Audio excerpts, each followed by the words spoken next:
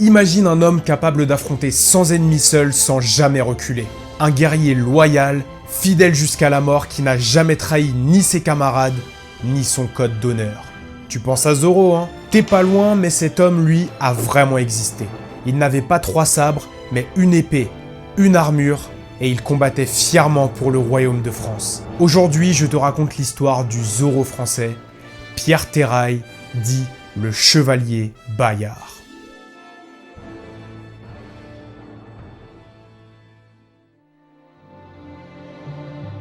Mais avant ça, n'hésite pas à t'abonner, c'est la première vidéo de la chaîne et ça me soutiendrait énormément. Bayard naît vers 1473 dans le Dauphiné, une région du sud-est de la France. Ce n'est ni un prince, ni un grand seigneur. Juste un jeune homme au courage immense, biberonné au récit de chevalerie et d'honneur. Très tôt, il entre au service du roi Charles VIII. Et dès ses premières batailles, il choque tout le monde. Sa force, son agilité, sa maîtrise de l'épée et surtout son audace sont tout bonnement incroyables.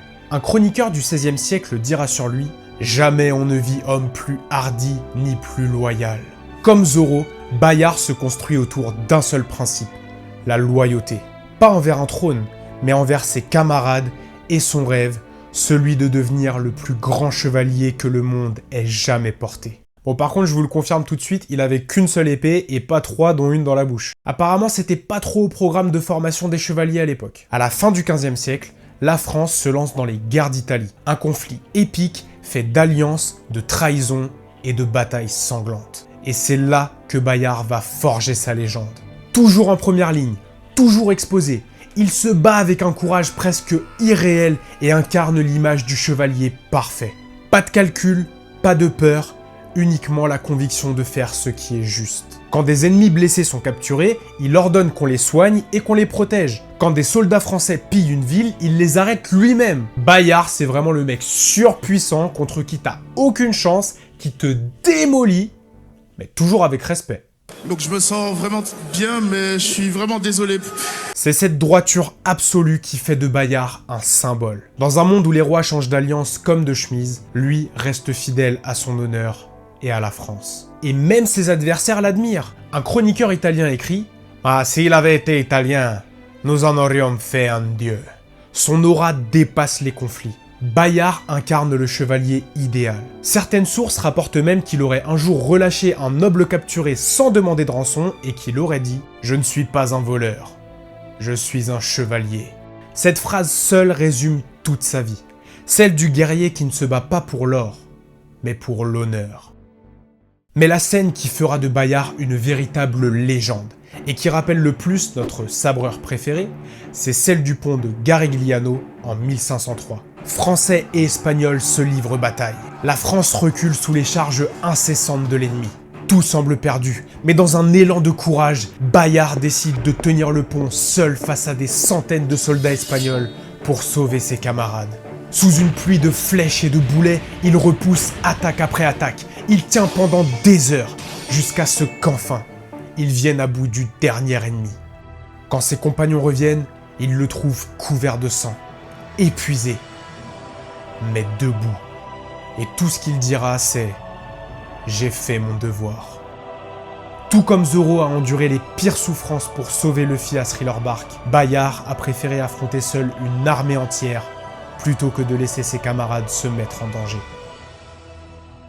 Avec le temps, Bayard devient une figure quasi mythique. On l'appelle le chevalier sans peur et sans reproche. Pas parce qu'il était invincible, bien qu'il était un guerrier hors pair, mais parce qu'il a vécu sans jamais trahir ses valeurs. Sous Louis XII puis François Ier, il devient le symbole du chevalier français idéal.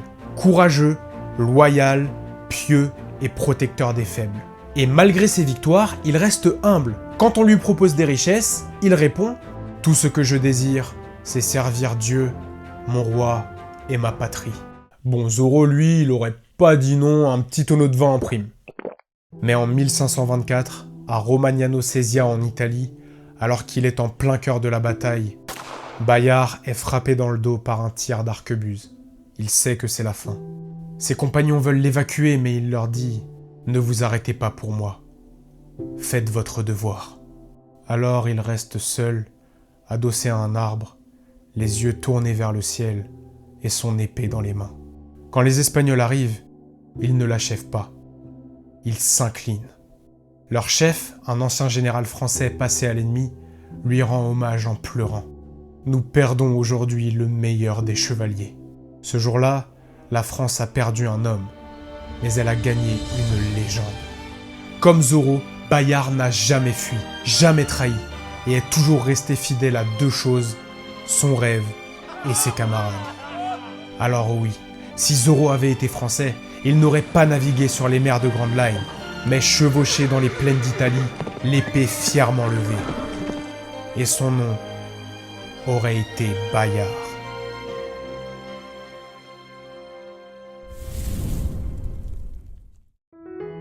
J'espère que cette vidéo t'a plu, si c'est le cas tu peux l'aimer, la booster et surtout t'abonner à la chaîne. Dis-moi en commentaire si tu trouves que Bayard colle bien à Zorro et surtout dis-moi quel personnage de manga tu veux que je relie à un héros français dans la prochaine vidéo. Parce qu'au fond, l'histoire de France c'est vraiment le plus grand shonen jamais écrit. Mais malheureusement on ne la connaît pas assez et elle n'est clairement pas assez mise en avant ou alors pas de la bonne manière.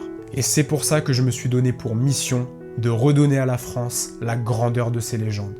Et j'espère de tout mon cœur que tu seras à mes côtés pour m'aider dans cette quête. Merci beaucoup pour ton attention et je te dis à très bientôt pour découvrir un nouveau héros de l'histoire de France.